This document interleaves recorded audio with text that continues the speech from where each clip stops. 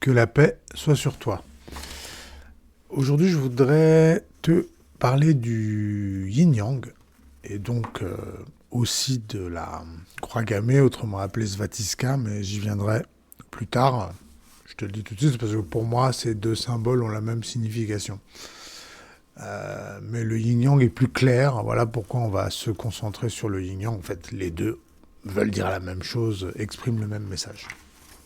Donc, on pas la peine de parler des deux, on va parler d'un, mais je t'expliquerai le lien entre les deux plus tard. Alors, le yin-yang m'apparaît... Ah si, juste une petite information. Je recommande vivement aux gens d'aller voir ma vidéo sur la pyramide maçonnique. Pas qu'elle soit indispensable pour comprendre cette vidéo, puisque c'est un autre symbole qui exprime une autre chose. Néanmoins, je vais d'une manière ou d'une autre y faire référence. Il y a un certain nombre de nuances qui vont t'échapper, et de toute façon, il faudrait que tu ailles la voir après, puisque c'est deux symboles que je considère extrêmement utiles.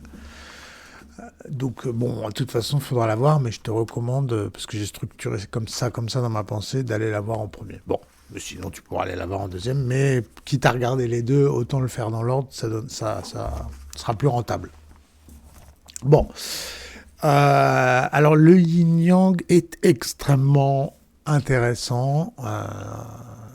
Au même titre que la pyramide maçonnique, il exprime quelque chose de fondamental dans la spiritualité. Un concept vraiment fondamental, il est extrêmement puissant. Et bah, du coup, je vais te parler de la Svastika. En fait, comme je te dis, là, la Svastika est le symbole ésotérique, le symbole religieux le plus vieux sur Terre, le plus répandu sur Terre. Voilà, donc on parle du symbole ésotérique ultime, quoi. Bon.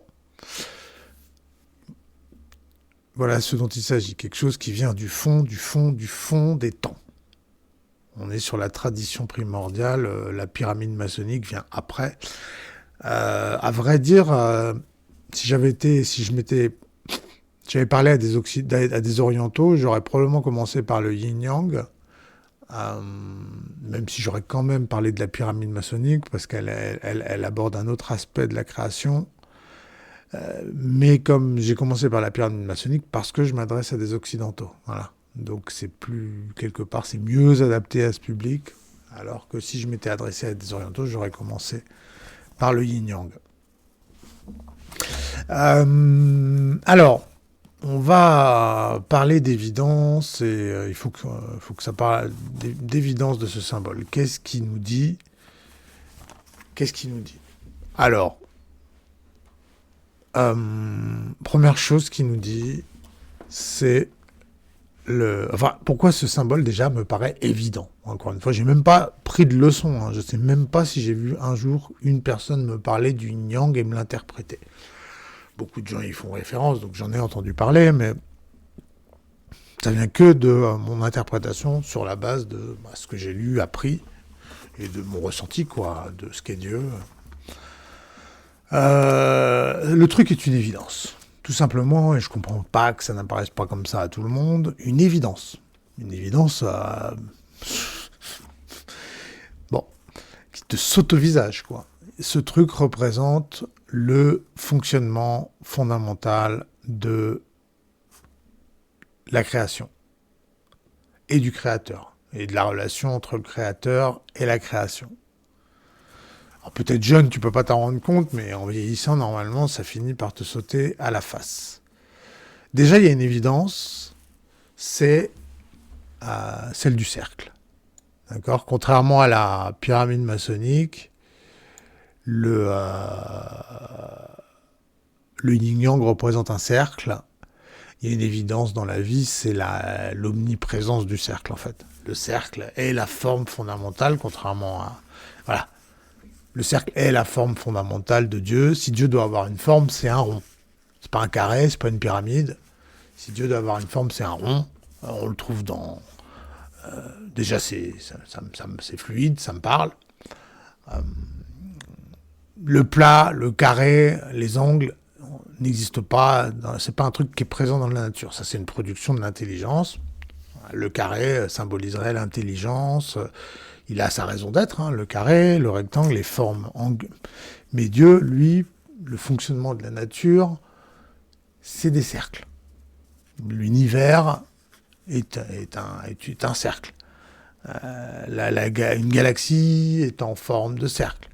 Une planète, un soleil est en forme de cercle. Un œuf, la vie, une graine sont plus ou moins en forme de cercle. Bon. Et chose qu'on peut savoir de nos jours, d'ailleurs même pour les galaxies, les planètes, le soleil, on le savait déjà avant, enfin, mais l'atome prend la forme d'un cercle. Bon. Donc déjà, il y a l'évidence du cercle, symbole de base. S'il fallait représenter Dieu d'une manière la plus simpliste possible, ce serait un cercle, pas un carré. Et c'est la pensée qui est carrée. Donc il y a vraiment cette contradiction, cette difficulté à percevoir Dieu, parce qu'on pense carré, alors que Dieu est un cercle. Bon, j'en avais parlé dans ma toute première vidéo. Donc déjà, il y a une évidence selon mon cœur, quoi. Je veux dire, je te parle des galaxies, je te parle des planètes, mais il y a une espèce d'évidence. Est-ce que tu la ressens? Je sais pas. Mais si on te parlait de Dieu, est-ce que Dieu est un carré ou un cercle? Non, moi, mon cœur me dit c'est un cercle, pas un carré. Ensuite, pourquoi ce symbole est le plus important parce que c'est déjà un symbole qui vient d'Orient.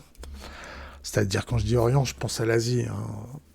En termes de spiritualité, l'Occident commence en Palestine, hein, d'accord? Puisque l'Orient, c'est l'Inde, et tout ce qui est à l'Est. Voilà, c'est pas pour nous, les Occidentaux, on considère que le Proche-Orient, justement, la Palestine est un pays oriental. D'un point de vue spirituel, la Palestine, c'est le début de l'Occident.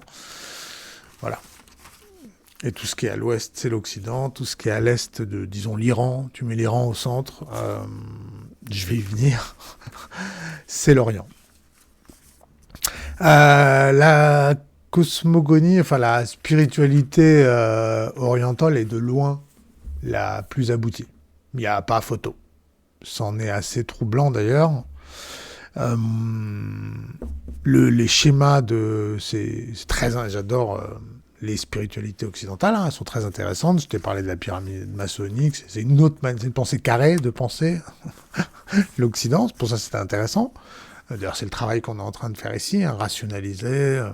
C'est une approche très occidentale que j'ai là. Hein. Sinon, on serait dans une approche médite, une approche que vont te proposer les spiritualités orientales. Là, clairement, cette manière de faire, de penser, d'analyser est très occidentale. C'est vouloir appliquer une pensée carrée. Les choses sont comme ça, comme ci, comme ça. Bon.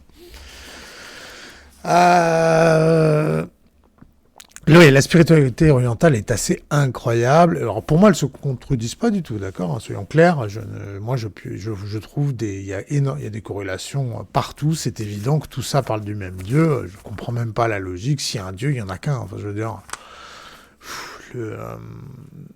l'Occident, enfin les Occidentaux, parce que je pense qu'ils sont mal renseignés, qui voudraient opposer le Dieu des Juifs, le Dieu des musulmans, enfin ça n'a aucun sens. Si Dieu existe, il n'y a qu'un seul Dieu, c'est comme ça, c'est tout. Je veux dire, c'est vieux comme le monde, de son base, je veux dire, même ce qu'on appelait les religions polythéistes, en fait ça n'existe pas. Il y avait un Dieu unique, et ensuite tu avais des sous-dieux. Donc même les religions polythéistes, ça n'existe pas, voilà. Oui, peu importe. Même regarde les Romains, oui, t'as Athéna, t'as plein de sous-dieux, mais t'as quand même le dieu des dieux, quoi. Enfin bon, le polythéisme n'existe pas, il y a toujours eu qu'un seul dieu unique. Ça, c'est des gens mal informés qui essaient de vous expliquer que est-ce qu'il y a le dieu des juifs, le dieu des machins, ça n'existe pas, ça. Il y a un dieu unique, point. À partir du moment où il y a un dieu, c'est tout. Alors, il faut parler de la spiritualité orientale pour justifier pourquoi leur symbole est si puissant, en fait. Bon, il semble qu'il y ait en Orient une sagesse, une compréhension de l'univers, de la création, de Dieu, extrêmement aboutie, à un point qui est assez délirant, en fait, qui est incompréhensible. Quand je dis spiritualité orientale, pour l'essentiel, c'est l'hindouisme, pour les versions les plus connues, l'hindouisme, le bouddhisme et le yoga. Voilà. Donc, qui s'appuie sur des textes encore plus anciens. Bon. Le bouddhisme étant une version améliorée de l'hindouisme, un peu comme le Nouveau Testament, le christianisme est une version améliorée. Voilà, c'est de l'Ancien Testament, du judaïsme. Bon. Et le yoga étant une version encore plus épurée, encore plus aboutie, je trouve, du bouddhisme. Il y a quelque chose d'extrêmement troublant, et c'est là qu'il faut qu'on va revenir à la Svatisca, la croix gammée, la Svatisca. On ne sait pas, c'est assez incompréhensible comment ces gens savent tout ça. Voilà. Il y a quelque chose qui fait bugger quand tu étudies la spiritualité orientale, qui t'explique le fonctionnement de l'univers, toutes les explications qui sont données dans les Upanishads, enfin bon, c'est d'une richesse incroyable, tu te demandes d'où ça leur vient. Et ces gens, je sais pas qui exactement, hein, mais expliquent que leur savoir leur vient d'un peuple plus ancien, qui venait du nord, qui venait d'Hyperborée, donc là ça nous renvoie à l'Atlantide, au peuple ancien, mais voilà comment ces gens expliquent la richesse de leur savoir. En gros, et c'est là que la Svatisca intervient, parce que c'était, semble-t-il, le symbole répandu sur toute la Terre. Attends. Merde, je l'ai pas. Attends. C'est que les mecs t'expliquent que... voilà, elle est là. Il y avait un peuple ancien venu du Nord qui aurait fui un changement climatique, le déluge, hein, pour ainsi dire. Ça semble correspondre. Les temps semblent correspondre. Qui serait venu avec un savoir immense. Et c'est lui qui aurait transmis ce savoir aux gens, aux Ariens. Voilà. Les Ariens sont un peuple extrêmement ancien qui disposait d'une connaissance extrêmement aboutie, venu d'un peuple venu du Nord, les Hyperboréens, qui auraient fui un changement climatique majeur, qui se seraient réfugiés dans le Sud, et c'est les Ariens. Voilà pourquoi, du coup, c'est ça qu'on appelle les Ariens, et c'est eux qui trimbalaient ce symbole qu'était la Svatisca. Ok ? Voilà.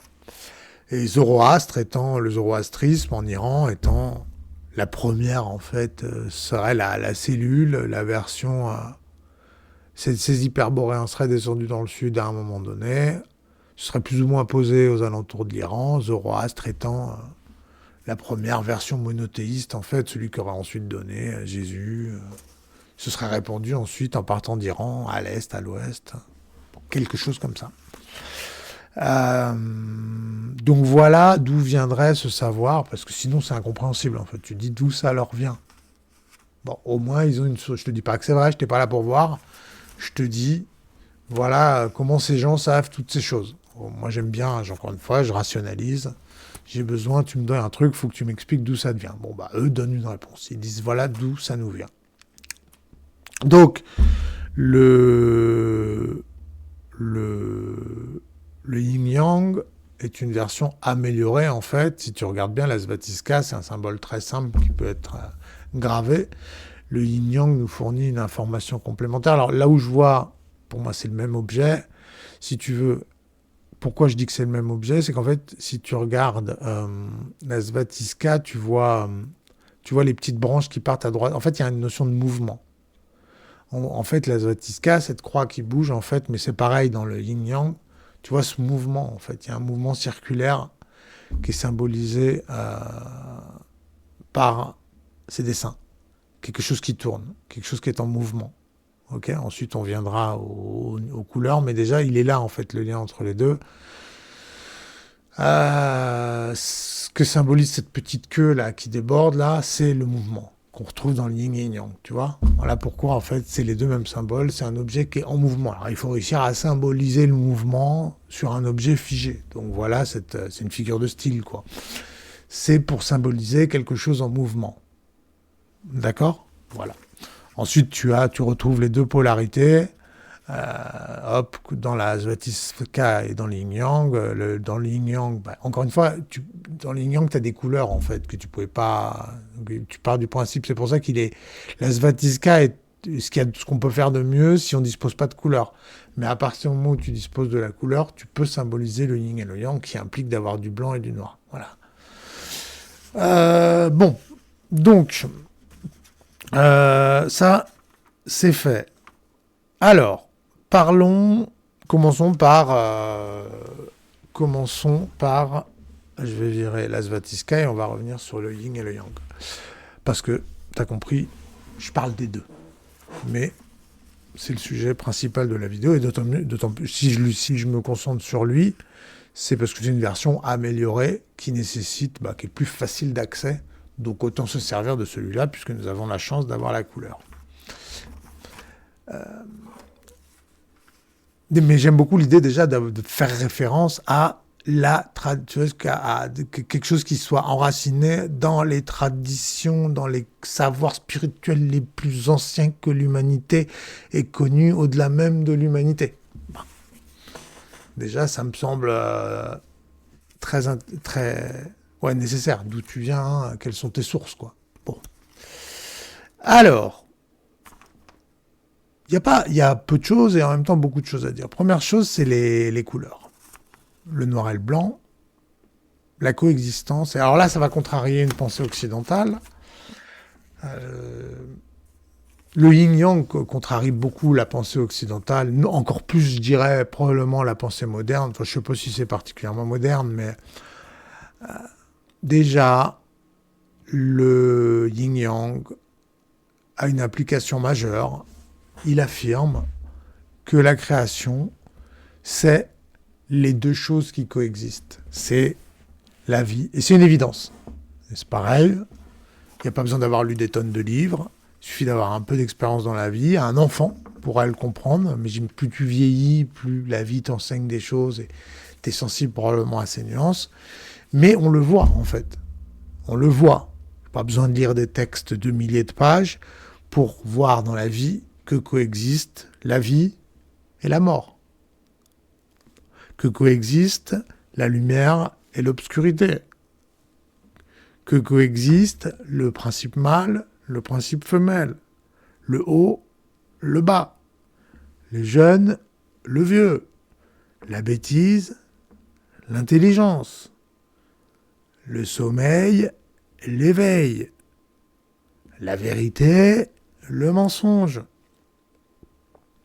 Le courage, la lâcheté. C'est une évidence. Dans toute chose, coexistent ces deux principes. Point. T'as pas besoin de lire des milliers de pages. C'est un fait. Encore une fois, tu vois, Dieu est dans ton cœur. La vérité, elles sont devant tes yeux. Regarde la nuit et regarde le jour et ça te parle de Dieu. Il n'y a pas un... Il y a la nuit et le jour, point. C'est un constat simple. Il y a la vie et la mort. Après, tu as des états intermédiaires, on va en parler, mais il y a des états intermédiaires. Mais l'univers entier est composé de ces deux pôles, les mâles et les femelles. Oui, il y a des nuances, mais n'empêche que tes nuances, elles se jouent entre le mâle et le femelle, entre le jour et la nuit. Tu es plus ou moins bête, plus ou moins intelligent, mais il n'y a pas de... Tu pars pas ailleurs. C'est la vérité, ça se joue entre les deux. T'es plus ou moins bête, plus ou moins intelligent, mais tu te déplaces entre ces deux polarités. Systématiquement. D'accord ? Donc déjà, il y a... Voilà. Pour qu'un symbole soit puissant, il faut qu'il parle d'évidence, qu'il soit accessible à tout le monde, et c'est là toute la puissance de symbole. Il dit quelque chose que je constate au quotidien, c'est qu'effectivement, la vie, le monde, la création dans laquelle j'évolue, elle est constituée de deux polarités qui sont en interaction, qui sont avec un système, tout un panel de nuances, et tout ce qu'on décrire ce monde, c'est toujours soit s'opposer à l'autre camp, enfin bon. Point. Nous évoluons entre ces deux polarités. Toute chose, tout ce qui est dans la création, rien ne se situe pas entre ces deux polarités. Bon, premier point. Et ça, voilà, il n'y a pas besoin de lire des milliers de pages pour le constater. Et ça, donc ce symbole dit quelque chose que oui, c'est vrai. Moi, je vois ça dans la vie. Ensuite, il y a quand tu vieillis, tu te rends compte que quand tu es jeune ou quand tu es un peu bête, quand tu es un peu la pensée occidentale, une pensée simpliste, quoi. Vous direz, bon, bah, il y a le bien, il y a le mal. Point. Moi, je suis le gentil, toi, t'es le méchant. Il y a le Christ, il y a le Satan. Point. Bon, si tu vieillis un peu, si tu as le sens des nuances, si tu arrives à lire entre les lignes, tu vois que non, c'est jamais vraiment comme ça. Il y a toujours, dans quelqu'un qui fait le bien, potentiellement des conséquences négatives. Si je donne à manger à quelqu'un qui a faim, je vais tuer un animal, peut-être pour lui donner. Donc, j'ai certes favorisé la vie, mais malheureusement, j'ai dû donner la mort à un animal. En vieillissant, tu te rends compte que, et en affinant ton esprit, que ouais, effectivement, je vois bien ces deux polarités, et je vois bien aussi que, et même une action mauvaise, je sais pas, je vais brûler une forêt, c'est un massacre, on est dans la mort, la destruction, néanmoins, ça va permettre l'émergence de la vie derrière. Tu vas avoir plein de jeunes plantes, de jeunes graines qui n'auraient pas pu pousser si la forêt n'avait pas brûlé. C'est toujours plus complexe que ça. Et il n'y a rien qui est véritablement purement mauvais ou purement bien. Donc ça, pareil, c'est une évidence. Je le constate dans ma vie. Donc ce symbole me parle, il parle pas d'un monde hypothétique, imaginaire, que je serais censé gober, sans savoir. Non, il parle bien du monde dans lequel je vis, que je constate. La vie telle que l'esprit humain est comme ça, la nature est comme ça, les étoiles meurent. Rien n'échappe à ce principe. Même les étoiles meurent. Ça, c'est une chose qu'on ne pouvait pas savoir avant. Mais même les étoiles meurent. Et quand l'étoile meurt, elle va produire de la poussière d'étoiles qui va aller rebelote, recréer. Quand l'étoile meurt, elle va créer une poussière d'étoiles qui va aller recréer une nouvelle étoile. Bon. Donc, rien n'échappe à ce principe. Bon, bah là, on tient une méthode déjà, un principe fondamental de l'univers. Toute la création est en fait est composée de ces deux polarités qui sont elles-mêmes pas pures, qui ont donc ce petit noyau là voilà, dans le blanc, tu as un peu de noir. Par exemple, dans la nuit n'est jamais la nuit totale. Dans la nuit, tu as quelques étoiles, tu as l'éclairage de la lune. Et le jour n'est jamais le jour total. Sinon, ce serait un blanc éblouissant et tu verrais rien, en fait. Finalement, si le jour, il y a des nuances de couleurs, et c'est toujours des variations entre le noir et le blanc. Tu as des ombres. Et c'est bien ces variations qui font la richesse du réel. Voilà. Donc, et dans la nuit, tu as les étoiles, tu as quand même une petite lueur. La nuit totale n'existe pas. Et inversement, le jour total, ce serait un blanc éblouissant, n'existe pas non plus. Voilà. Bon. Donc, je voudrais ensuite parler. Donc ça, bon, voilà, il y a 3 composantes dans ce symbole. Oui, voilà. Donc je tiens quand même à dire, pour finir là-dessus, que là, il y a quelque chose de très contrariant pour l'esprit occidental, qui est beaucoup plus accepté et beaucoup plus évident chez les orientaux, enfin qui est une évidence en fait chez les orientaux, c'est cette coexistence du bien et du mal. Et là, par exemple, moi j'ai énormément de respect pour le Christ, je me situe dans sa voie, je marche dans ses pas, évidemment. Mais il faut admettre, et j'en reparlerai, je reviendrai sur Satan, mais prenez le Christ. Le Christ, on vous dit marche dans les pas du Christ, la voie c'est le Christ. Ok, j'entends, je suis d'accord. Néanmoins, les gars, le Christ, qu'est-ce qu'il fait? Il est en permanence en opposition au Satan. Mais c'est un peu c'est le revers de la médaille, en fait. Puisque le Christ se pose en opposition au Satan. Donc, Mais donc ce discours qui consiste à dire oui, marche dans la lumière, marche dans le Christ, et on ignore, le Satan n'est pas... Bah oui, mais il te manque la moitié de la compréhension, en fait, si tu parles pas du Satan. Alors que le Christ lui-même ne se pose qu'en opposition au Satan. Donc, l'avantage... Et donc, étudier le Christ et rester juste dans la logique le Christ, c'est n'étudier que la moitié. Voilà. Donc, c'est ce qu'on va faire sur cette chaîne. On va aussi parler du Satan. On va pas rester la lumière, le Christ, et puis ignorer.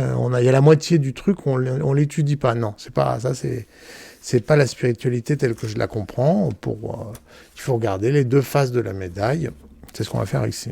Et donc, c'est un peu douloureux. Moi, le premier, ça me contrarie, c'est difficile, faut admettre, si on veut penser la spiritualité, si on veut penser la création, il faut penser le Satan, il faut accepter son existence, il faut accepter son rôle dans la création, qui est la même que celle que le Christ, point. Là, l'obscurité a autant d'importance que la lumière. La mort a autant d'importance que la vie. Et tu vois, ça, l'esprit occidental, il a du mal. Il a du mal, parce qu'il a une pensée simpliste, les gentils, les méchants, le bien, le mal, il n'accepte que la moitié, en fait, de l'édifice. Le bien, le mal, c'est pas bien. Il faut pas. Non! Il faut supprimer le mal, il faut supprimer le Satan, il faut supprimer... Non, en fait, tu vas pas supprimer. C'est la création, c'est tout. Elle est comme elle est. Donc, voilà. Il faut pas prendre tes désirs pour des réalités. Moi aussi, j'aimerais vivre toujours en bonne santé, toujours être heureux. C'est pas le réel. C'est pas le réel. Donc tu acceptes, t'as une part satanique en toi, point. C'est pas la peine, tu peux refouler tout ce que tu veux, c'est là. Il y a une part satanique en toi, il y a une part d'obscurité en toi, il y a rien que tu fasses qui est tout le temps bien. Il y a rien ou qui soit tout le temps mal, en fait.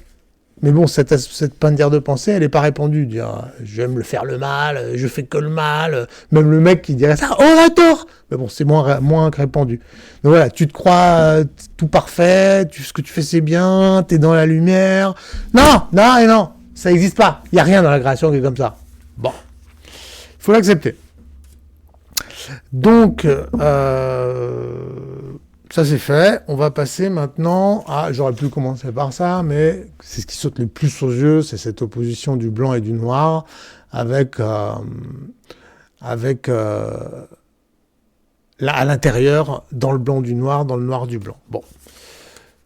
Toute la création est donc comme ça. Alors, j'aurais dû commencer par ça, mais bon, on y vient maintenant. Et je reviens à cette notion de cercle que j'ai juste survolée. La notion de cercle. Qu'est-ce que le cercle représente? Dieu. Dieu est le cercle. Il est les limites infranchissables. Au-delà du cercle, il n'y a rien. Il y a le néant. Là, vous avez la création, c'est tout ce qui est blanc et noir. C'est tout le bordel qui se passe à l'intérieur de la création. Mais la chose qui est quand même représentée, qui est invisible, enfin qui est là sans se montrer en fait, c'est le cercle, c'est la forme de cercle. Ça, c'est les limites de la création, c'est les limites de Dieu. C'est ce qui fait qu'on ne peut pas avoir Dieu, parce que tu ne peux pas sortir du cercle, c'est tout. Et je l'ai dit récemment dans une vidéo, Dieu lui-même, en fait, ne peut pas sortir du cercle. Voilà. Donc Dieu lui-même ne peut pas se voir de l'extérieur. C'était dans la vidéo « Est-ce que l'esprit humain, le cerveau, peut-il comprendre Dieu ?» que j'aborde cette question en détail. Donc, on a ce cercle, la forme de cercle qui est Dieu, qui ne peut pas sortir de lui-même.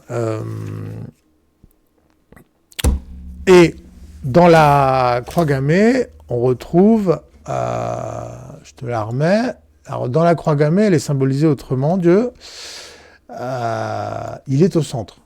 Dieu, c'est le centre, c'est l'hypercentre, en fait. Ça prend une autre forme, mais en fait, c'est le centre dont est issue toute chose. Et le centre invisible, en fait. Parce qu'en fait, il n'y a pas de centre. Tu peux toujours aller...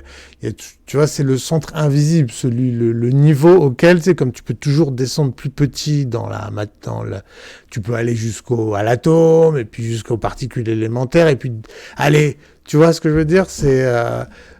En fait, c'est ce centre de l'objet. Donc Dieu dans la Svatiska est représenté au centre, mais il n'est pas là. Il est là sans être là, quoi. Il est le centre de l'objet dont est issue toute chose, mais il n'est pas là.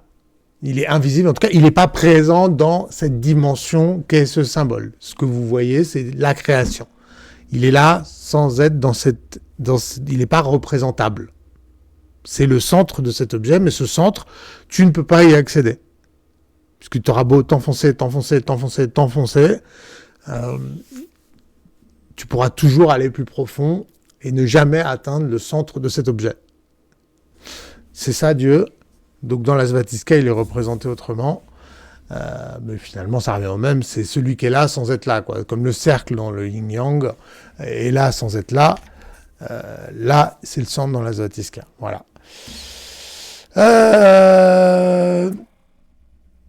Alors, je reviens à ma forme de cercle parce que je la trouve quand même intéressante. Elle nous dit quelque chose. Elle nous dit il y a quelque chose d'intéressant dans le cercle qu'on retrouve dans le centre indécernable, mais encore une fois qui est mieux exprimé par le cercle, c'est la notion qu'un cercle n'a pas de début ni de fin. Pareil, c'est très compliqué pour un esprit humain de comprendre une chose pareille. Où est le début d'un cercle? Il n'a pas de début ni de fin. Voilà. Et tu vas marcher dessus à l'infini. Quand tu fais le tour d'un cercle, tu n'atteindras jamais la fin. Bon. Donc ça, c'est un concept fondamental de Dieu. Il n'a pas de début ni de fin. Il est l'éternel. Et aujourd'hui, on le sait, l'espace, il n'y a pas l'éternel, c'est une notion de temporel. Mais aujourd'hui, on sait que le temps n'existe pas en soi. Il y a un espace-temps. Donc en fait, être l'éternel, c'est aussi être l'infini, avec les interprétations de la science moderne. Puisqu'il n'y a pas de temps tout seul, il n'y a qu'un espace-temps. Donc si tu es l'éternel, tu es aussi l'infini. Infini en temps, et éternel en temps, et infini en espace, c'est les deux choses en même temps. Puisqu'il n'y a qu'un seul objet, c'est un seul et unique objet, le temps et l'espace. Bon, voilà. Donc j'ai parlé des polarités, j'ai parlé du cercle, et il y a une troisième chose qui est très intéressante dans Yin et Yang, c'est la notion de mouvement. Pareil, qui est très désagréable pour nous occidentaux, enfin peut-être pour un humain d'ailleurs, probablement. La création est un objet en mouvement.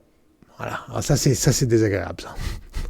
Mouvement qu'on retrouve vraiment dans la Svatiska, puisque je te l'ai dit, ça la traînée en fait, le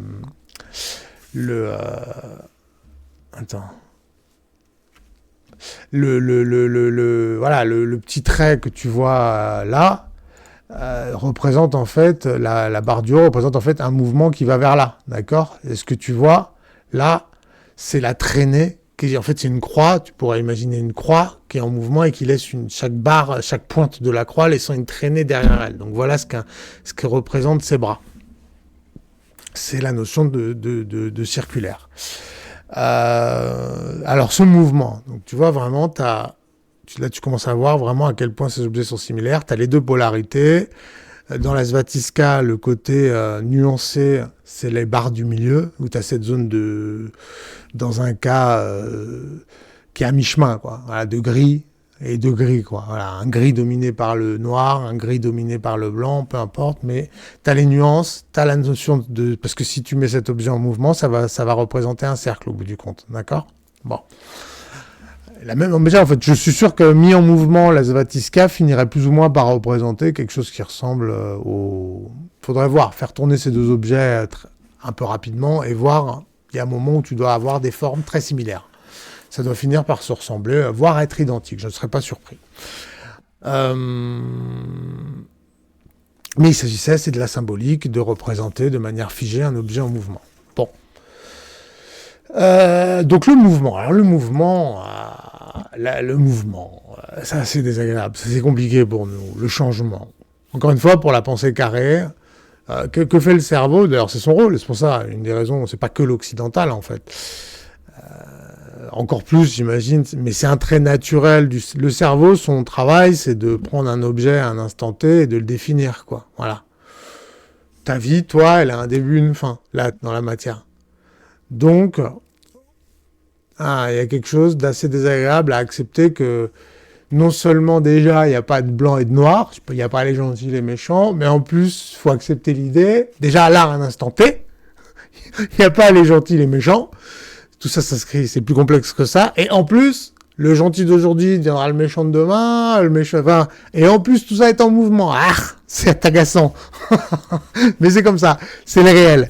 Bon, c'est vrai que pour le cerveau humain, bon, l'humain, il voudrait figer les choses, il voudrait être heureux maintenant, et puis ça, je suis heureux, je reste heureux, je suis amoureux, je reste amoureux, je suis riche, je reste riche, je suis en bonne santé, je reste en bonne santé. Bon, ça vraiment, et c'est normal, c'est l'animal, l'ego, quoi, l'instinct animal humain qui veut figer les choses, quoi.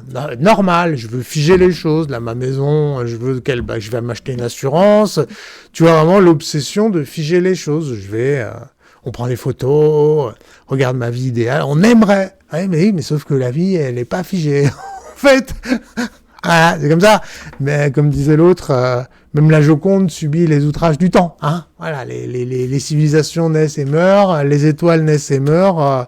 Donc il y a cette notion de mouvement, c'est la nature intrinsèque de la création que le changement. Ça n'est qu'une illusion. La pensée figée qui voudrait figer, je suis heureux, je vais le rester. Non. Je suis éveillé, ça y est, je suis éveillé. Non, t'es pas éveillé, t'es dans un processus d'éveil. Bon, voilà. Donc vraiment, cette notion de mouvement qui est fondamentale, c'est là que la spiritualité est vraiment intéressante. Ce mouvement qui généralement nous contrarie, bon, faut accepter qu'il est le sens même de la création. Tu vas te blesser, ta situation aujourd'hui elle est bonne, elle deviendra mauvaise. Ça n'est pas possible de figer les choses. Tu peux t'accrocher autant que tu veux à n'importe quel caillou, il n'y a rien. Tout finira par bouger, changer. Donc ça contrarie, mais c'est comme ça. La création est en mouvement, c'est un objet en permanente évolution. Point. Ok. Ensuite... oui, on a, je reviens à le mouvement, il est, alors quand on parle de mouvement, aujourd'hui, je répète, mouvement, quand on parle de mouvement, c'est dans l'espace.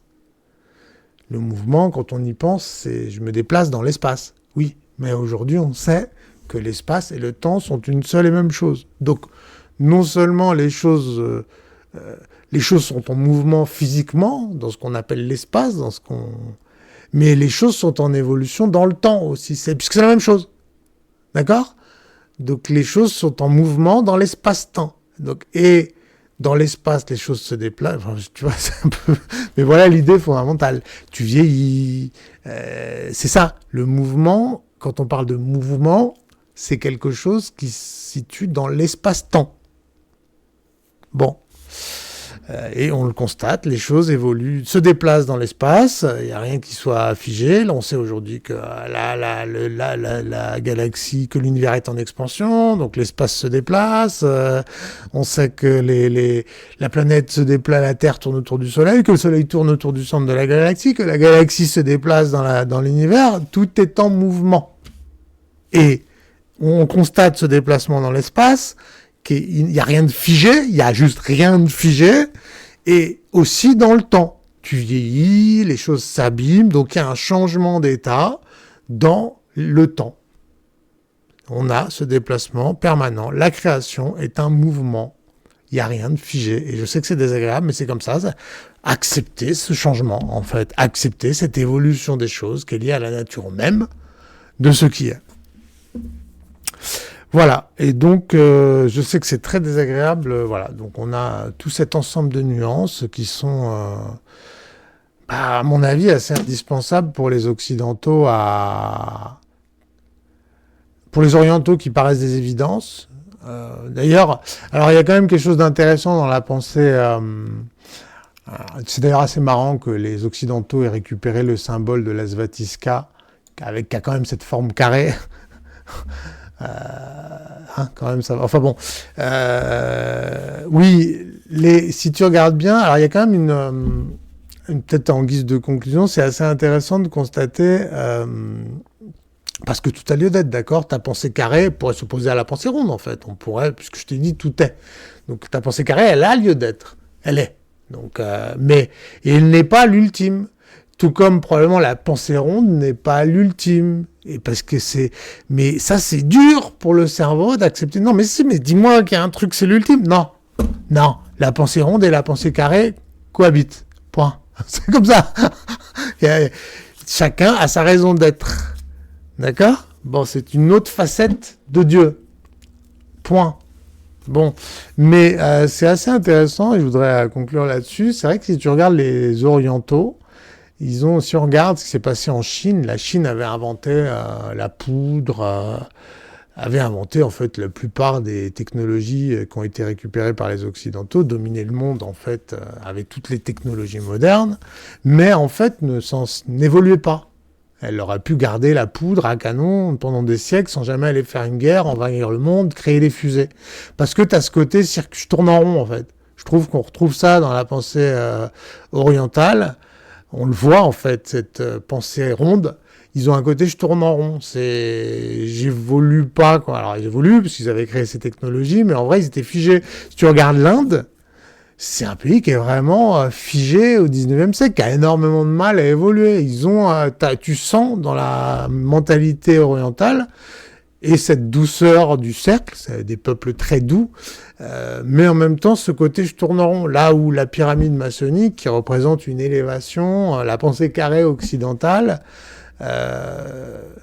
va tendre vers le haut, va prendre la poudre à canon inventée, ne sait pas stagner en fait, va être en permanence vers une quête de...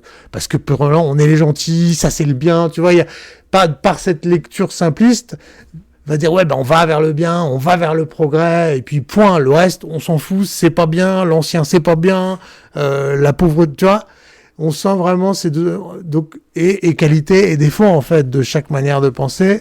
Cette pensée carrée qui produit la science, qui produit, voilà, alors une spiritualité assez, pas ouf, mais qui produit la science, qui produit la pensée rationnelle, les fusées, tout ça, c'est un truc de pensée occidentale. Mais après, ils sont pas bons sur l'harmonie, voilà. Mais j'ai l'impression que l'un un peu empêche l'autre, quoi.